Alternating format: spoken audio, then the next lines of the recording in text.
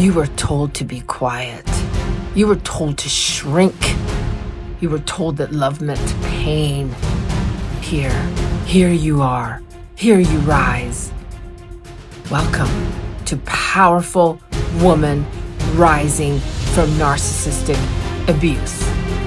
The show where we break the chains of narcissistic abuse, reclaim our power, and step into the unstoppable force we were always meant to be.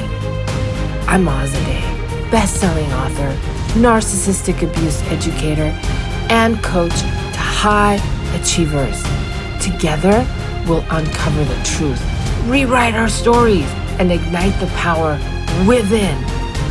It's time to rise, it's time to heal, and it's time to take your life back.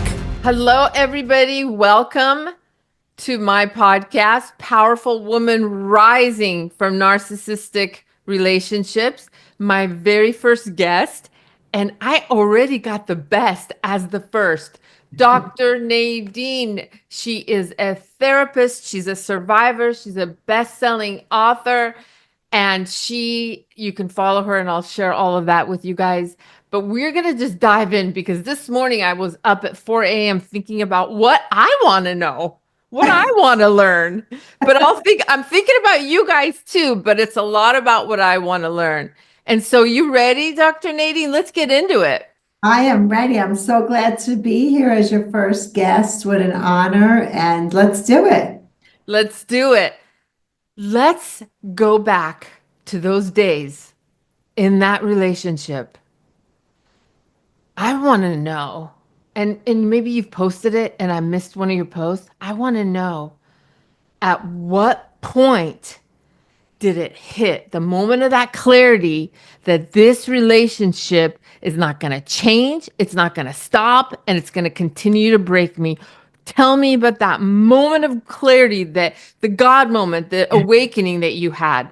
Share that with me. Yes, thank you for that question. So for me, I would say that it was a bunch of like little moments till I got to the big moment, right? Because when you're in a trauma bond and you're in this relationship that's good and bad, but mostly bad, there's always that hope. Oh, he's going to change. He's going to change. He's going to get better.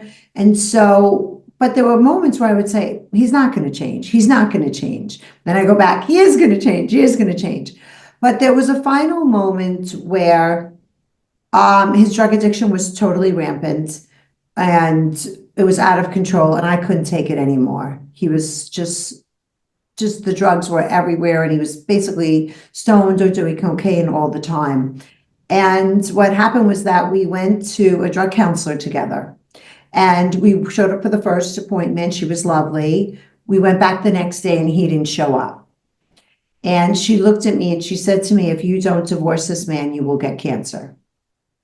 And something inside of me just snapped. And that's when I said to myself, what the hell am I doing? I mean, I'm literally going to kill myself by not leaving this man. And so that was when I went home and confronted him and said, if you don't get sober, I am going to leave you. And then what ensued was screaming, yelling, cursing that I wouldn't even say, on your podcast, because it's really not appropriate. And I knew I had to leave though. And so I said, God, give me the strength to do this. And I literally just leaned into my closet. And the next day, what had happened was that I left my home that night. My children were safe. I had 2 housekeepers there, but I needed to regroup. And that was when he said to me, I'm taking our daughter to Florida on a private plane. And I thought, over my dead body, right? But luckily, my mother had told me to call the police before I went home. And I warned them, and he tried to take my daughter. And that's really the scene that you see in the movie. Mm-hmm. Where he's getting violent with me. And that was when he got violent with me and kicked me down the stairs. But I was 31, and you can't fight a mom. I was going to get my daughter. And I ran after him and stopped him from driving us both into the garage door. and the police came and arrested him. And that was my moment. All of the years of the abuse and the drug addiction had just crystallized in those 2 days. Mm. And I said, no more. And then he did come back. He did get sober. But at that point, I was done, right? Mm-hmm. And then I left him a year later after he got arrested. Wow. Yeah. Yeah. It was a very dramatic, scary, very, I mean, I talk about it now, of course, like I'm reading a laundry list, Mm-hmm. but because it's been so many years, but it was incredibly scary, incredibly painful, and I've done tons of work over it. That's why I can talk about it like that. Absolutely, absolutely. And same, and same. And I Mhm. think about the violence and the domestic violence, Yeah, and I relate to your story in the sense that my abuser broke a beer bottle in my face, mm, and I still went back to him.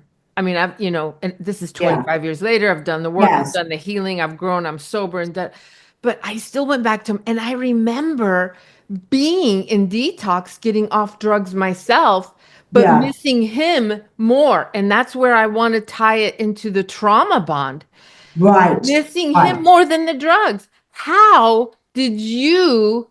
This is, it, I don't know if I have goosebumps or tears or both, but tell me about how you personally navigated the withdrawal of a trauma bond. I needed to get away from the world and be in a community. How did you do it?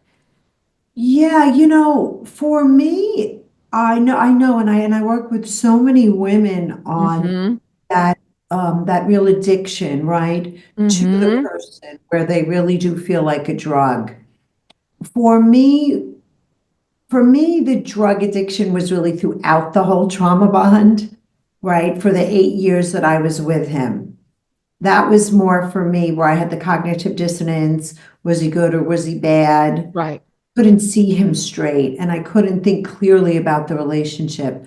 For me, once I made a decision to leave, I did have moments of like thinking, oh, if I go back to him, my life will be easier. Oh, it won't be so hard to get divorced. Maybe it'll be better for my children. But they weren't as extreme because he was so cruel to me and abusive that I was just so happy to be free. Oh, wow. So I didn't have as much of that as I see my patients do have. So everybody's story is different in that Yeah. way. Mine was more like while I was in it. But then once I left, I might have had feelings of fear and loneliness, but I just was so happy to be free. Mm. And that brings me to the thought, do you think that sometimes, even my clients too, and sounds like your clients too, is it fair to use this word? And I never want to dismiss anybody's circumstance, situation, and the space they're in. But sometimes I wonder, sometimes it's like leaving prematurely and not being convinced and not having a strategy can Mhm. always bring us back. So I don't want to say prematurely, and I say that with a lot of hesitance because of my heart for women listening that are in it right now. But sometimes when we're done, we're done.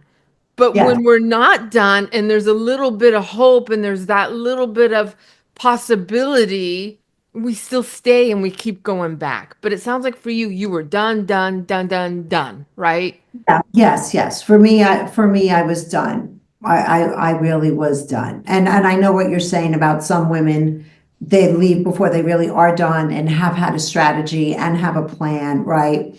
And so maybe, and we don't want to use prematurely, but I understand what you're saying. And Yes. they go back, and we know it takes 4 to 7 times, right? Women Yeah. make 7 attempts to leave, right? So we know that that's very common. My particular circumstance, remember, I was in therapy for 8 years, and I just really was done. I had had it with not having my own sense of self, not having freedom, feeling trapped, feeling afraid. I just was like, there's got to be a better way to live. This And can't just be life. This just it, can't be the way life is meant to be. right. And you were with him for 8 Years.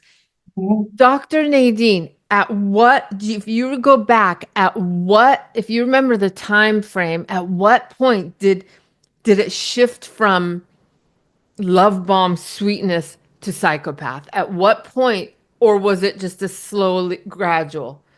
At what Yeah, point? yeah, no, yeah. No, for me, it happens kind of quickly. And we dated, we fell madly in love. There was all the love bombing, all the promises of forever and the adoration and the gifts and the over extreme gestures, or, as depicted in the movie. But there were signs right away. Mm. And the first sign for me was, and I've spoken about this, but it's a really important thing to always discuss, was that I started to get the pressure and the domination and the intimidation right away, because he would say to me, if you don't marry me, I'm not going to date you. Oh my God, for some woman, that's their their That's their dream. But dream. not for me at 23, 3 to 4 months into a relationship. Right, It right. just wasn't, I mean, I always wanted to get married. I always wanted to have children. I'm very traditional in that way, but I wasn't ready to do it at 23. My parents had gotten divorced when I was a young girl, and in my mind, I had some number of 30 years old to get married. I'm not saying that made sense either, but I wasn't allowed to have my own values. I wasn't allowed to set a boundary with him and say to him, no, that doesn't work for me. He's like, well, then guess what? I'm not going to date you. Then, so that was right away. And then I'm not going to marry you if you won't have children. So the goalpost, coercion, and the coercive Oh. control was always moving. Mm. Yeah. Yep. Mm. My God. And But and I didn't know at the time, right? We weren't talking right. about flags. I didn't know what a red flag was. I didn't know about coercive control. I knew it felt controlling. That much I knew. But then I was like, oh, he just loves me, I guess. Let's just do this. Let's just do right. And that's common for all of us. I mean, you guys, you look at Dr. Nadine, gorgeous now, stunning then. And I mean, just you look at you from the outside and you think this girl's got it going on. She's gorgeous, she's vibrant, she's attractive, she's a mom, she's doing all these things, and she's married to the Wolf of Wall Street, so she's got it going on. Come on. But inside, what was your everyday like? What did you feel like raising kids and married to this person that's literally a monster? What did that Yeah. internal world feel like? Yeah, my internal world felt filled with cognitive dissonance. And Yeah. cognitive dissonance is the mental confusion we feel when we're holding two conflicting thoughts. I was always confused. Is he good or is he bad? Is the relationship healthy or toxic? What's happening? And so when I first met him at 23, right away I put myself into therapy. So I had a safe place to go weekly where I was really Mm. wrestling with all of these conflicting emotions. And I lived in a lot of fear, and I definitely walked on eggshells, because it could be, he couldn't find his brush, the whole house would shake. Oh. So, but then he could be, here, honey, here's a 5 carat emerald ring for cooking a great dinner for Thanksgiving. So, it was just it was the quintessential trauma bond because it was so extreme in every way.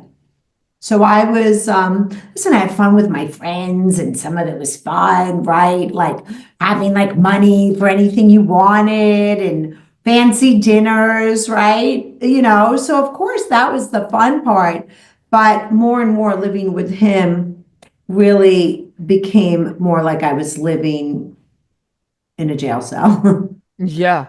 Yeah. Right. And how are your kids like how did you start talking to your kids about it? At what point did you start doing that? Yeah, so when I left my ex, I his sponsor called me up. Mm. He had gotten sober. And his sponsor said to me, Nadine, I'm going to tell you something. If you don't go to this place, you're going to marry or fall in love with the same sort of person. They're going to come in a different shape and a different form. And I thought to myself, hell no, Ugh. I'm not doing that. So I called this place. It's called the Karen Foundation. And they have a beautiful program there called Breakthrough. And it's 5 days where you learn about yourself. And so I learned about boundaries. I learned how to say no. And I learned a lot about my family of origin. And so when I came back from there, and I think I was about 32, my children about 3 and 5 or 4 and 6, maybe around that age, I started to talk to them. And I started to teach them about boundaries. The way I spoke to my children at a young age, because then, we did move to California, and I'd say, your dad had a drug addiction and he was abusive towards me. That's why I'm not married to him. I never went into called him names or this or that. I just said, these are the facts. And he's your dad. I want you to have a wonderful relationship with him as long as he feels safe and loving and kind, which he has a beautiful relationship with my children. But I was very factual with them at a very early age. Very factual, literally 2 sentences where I see a lot of moms. Oh, they pull the kid into it and they start Yeah. telling the kid about how your dad's a loser. Can't you believe he did this? Or you're going to take Yeah. his side after he's done all that to me. It's like, what are you doing putting the Yeah. kid in it? No, and listen, and they weren't that interested, at that Yeah. age. They were so little. Right. So but they knew that. And then, of course, as they developed, the conversations definitely got more complex, and thank God I spoke to them because he wrote a book and it became a movie. So had I not spoken to them, they would have been like, Mom, you kept all this from me. So that's the way I dealt with it, and it went fine. But again, not disparaging the partner. And Absolutely. sure, I did it plenty times, but that wasn't the theme of it. I really tried not to. Yeah. Yeah. And I bet it was hard not It to. was hard. It was Very. hard. Yeah, but at that point, I was so happy to be without him and wanting to rebuild my life and and wanting them to have a good life. We can't triangulate our children. And again, that doesn't mean I haven't done that at times, because I know I have, especially Yeah. when they got older. But we do our best to set the intention not to. Yes, exactly. How do your adult children, what do they think of what you're doing, what you stand for, your Yeah. incredible book, your movie, all of it? How do they respond to all this? They are really just the most wonderful young adults. My daughter's a therapist and she's teaches at NYU. She has a clinical practice, so she's followed in my footsteps. My son is a businessman and he's a musician, and they're 31 and 29. So, listen, they have two powerful parents, right? But the most important thing is we've always loved them. And my children and I have great relationships, and the way they deal with it is that these are my parents, right? These are who my parents are. And when the movie came out, my ex and we took our son to see a private screening of it. Paramount Studios allowed us to do that because he was 17. Mm, We wanted to take him together. My children went to the premiere because, again, what I think makes a family healthy is when we process everything. yes. How do you feel about going to the movie? What do you think about going to the movie? They had some thoughts about it, and then they were concerned about their pimple or their boyfriend, right? And they Mm-hmm. go back to their lives. And about the work that I'm doing today, we've had some tough conversations around it. But I've said to them, your dad wrote a book, your dad made a movie. I get to do a 3-minute TikTok. And if I don't do this, then I'm not walking my talk. I'm not going to distort myself or change what I want to do for him, right? Like I'd be back in that old pattern. And the work I do and the work you do, right? It's very important. And so they really respect it. And in fact, actually, my daughter just asked me to, I'm going to go speak. She runs a practice. I'm going to go speak to her group practice about trauma bond. Oh, Yeah, oh, yes. I love yeah, that. yeah. So it's all okay. But we've certainly had, again, conversations, communication, respectful ones. Respectful ones. So important for the viewers listening, single moms, moms trying to leave, how to navigate this. This is so gold. We don't have to smear and manipulate and triangulate and Yeah. have this bleeding continually into our relationship with our children. We can really address it with honesty and respect and truth and come out a different way. We can come out. Yes, And I think at some point children and teenagers love the truth. They they love it. do. They They love it. do. They love it. And I do want to say one thing because Mm, my situation, a trauma bond has two things, a power imbalance and hmm intuition. hmm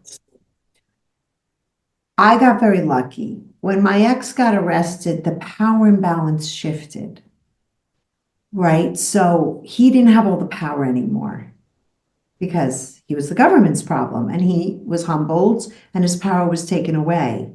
Now, unfortunately, a lot of women don't have that luxury. Right. Right. So I don't want to diminish the women that are listening and are like, but mine's still a powerful, antagonistic, narcissistic psychopath. Like that is a different situation, right? Every situation is different. So I don't want to dismiss that at all because then I know post-separation abuse is very real hmm and it hmm can be tricky to navigate, right? But for me, because he got arrested, it was different. Yes, absolutely. Absolutely. But when he got arrested, so before I tell you what I did, I want to know what you did. What did you do when he got arrested? Were you just like in relief or were you in panic? Because my trauma bond was lying to me, like you say, and screaming, make this right, make this stop, make it. And I couldn't because the law of California, when Right. you're in a domestic violence, they take them whether you want it or not. You want it or not. Yeah, yeah. For me, he got arrested for 11 counts of money laundering. So I really had nothing to do with that. And I was relieved. I mean, I was panicked and I was scared, of course, because it was incredibly scary to have the FBI come to your Yeah. house. Yes. And of course, I was very scared going to court. So it was a mix of so many extreme feelings of fear and relief and confusion. But I would mostly say relief in that it was very obvious that he was a problematic person. And that was clear because I've always feared like getting my kids taken from me or something. But then fear about like what the future holds. How do I still get out of this? How do I protect my kids, right? So there was so many things going on at that time. But again, I did lean a lot on my therapist at the time. Mm. You know, I was in therapy. I even went to Codependence Anonymous groups. So I reached out to the helpers. You don't have to do it alone. Yes, that's so true for our listeners. You don't have to do it alone, but so many women feel like it's such a failure to admit it, or if they admit it, it could be true. I mean, there's so many minefields that go on with it. I did the same thing. I went to Al-Anon and AA. I had to get sober too, and then Al-Anon to get the help, and then all just whatever support, help, guidance I'll take Yes, to get out yes, of this because it's too much for one it person. is. It It is. is. And here's what would you say? And this is a common, this is what I have. Most of my clients and my audience have very similar dynamics, which is A, that they're moms with children and financially dependent, Mm. and B, they feel like they've lost all their skills to even go out and venture because they've been a mom and, through the abuse cycles haven't really developed or grown any skills or education or Yeah. anything like Yeah. that. And so they're like, Azadeh, I can't leave. Azadeh, I can't leave because of this. What would you say to that woman? I would say, first of all, that's very real. Yeah. We do deal with reality, and there are real financial challenges when you're in this situation. So what I say to the women I work with is, first of all, get a credit card in your name, get more than, Mm-hmm. open up a bank account in your own name that he doesn't know. When you go to Target and Walmart, get gift cards and start to stack them so you have some money, right? Go get even a small little job. It could be working at Starbucks, it could be Yeah. working at Home Goods, it could be working anywhere, because nobody starts out at the top, Right. right? We all have to start out at a lower salary, but even if it's for 10 hours a week, you start to build skills, you start to build Mm-hmm. confidence, right? If you're in the relationship and they don't feel threatened by school, go back to school. Maybe you go to school for 2 years while you plan.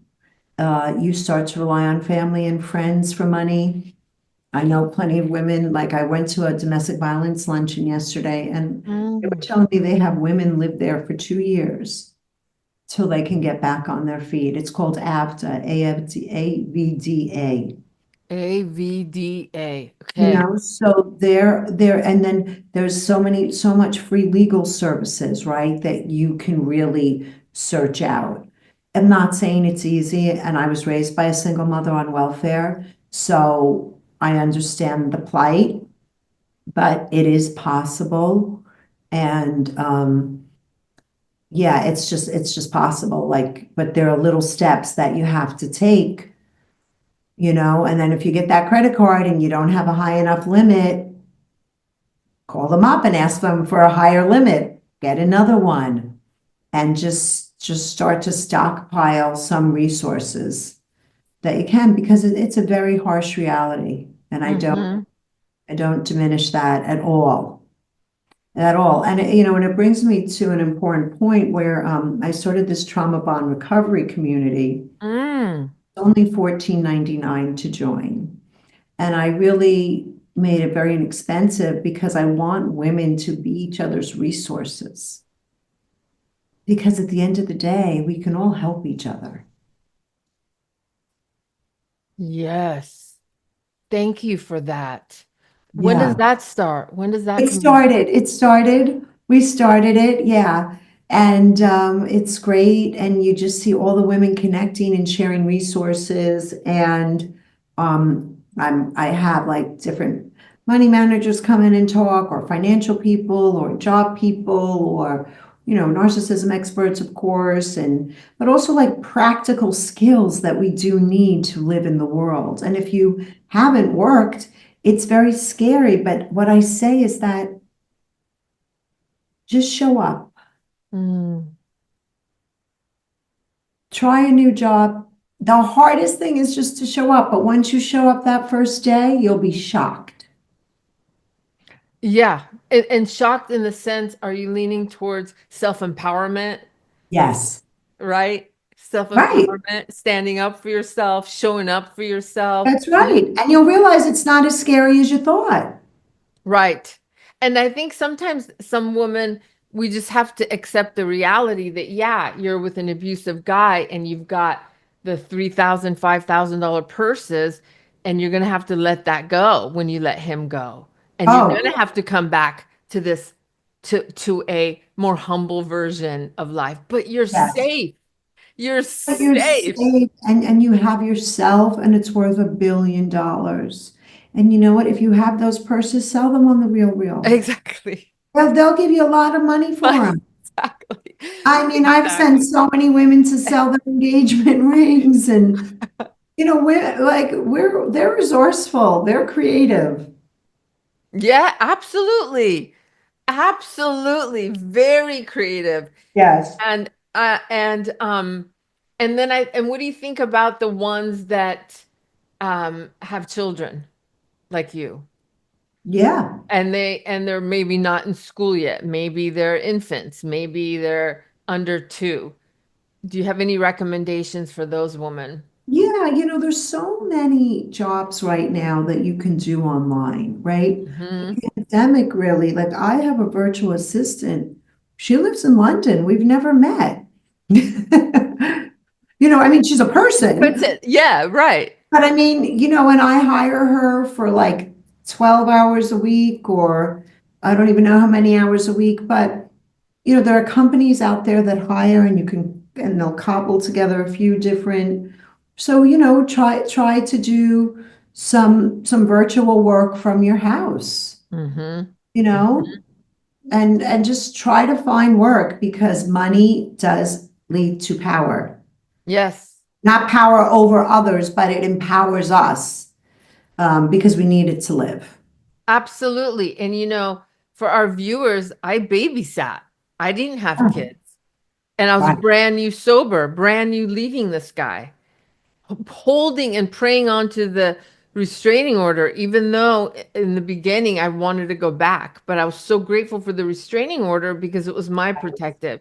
And so I Yeah. started babysitting little kids, little children that were so sweet. They loved me. And that was so healing with my I'm sure therapist, that with, was so. Yeah, go be a dog walker, right. There's so many service-oriented industries where you're needed, and you probably have a lot of skills that you haven't tapped into because you've been living with a person who's been insulting you and disparaging you and blaming you for every single thing that they've done wrong. But I bet you have a lot of skills in there that you don't know about. Absolutely. And it just starts with making a decision and then moving forward with it. My goodness, Dr. Nadine, so good. So tell us how we can support you, how viewers can come to you. Share Yes, with yes, us. yes. Yeah, so first of all, you can always find me at Instagram at The Real Dr. Nadine. I always answer all my direct messages. You can read my book, Run Like Hell, A Therapist's Guide to Recognizing, Escaping, and Healing from Trauma Bonds. I sell it on Amazon. I sell it on my website, and you can get a signed copy.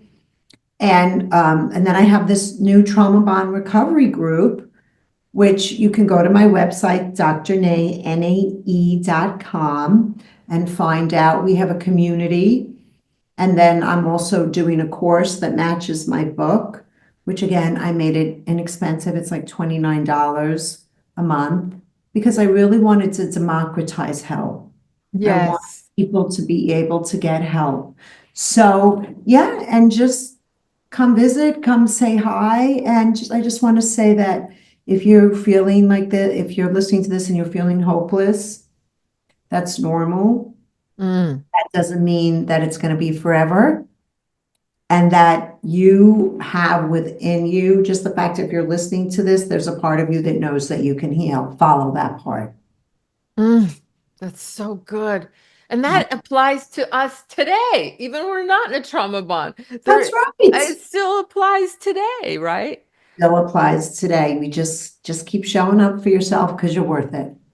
Oh, absolutely. Thank you so much, Dr. Nadine, for having your golden time shared with us and your nuggets and your wisdom. Thank you so much. Thank you so much for having me. Have fun You, with this. Take care. yes. Take care. Bye, love. Bye, love.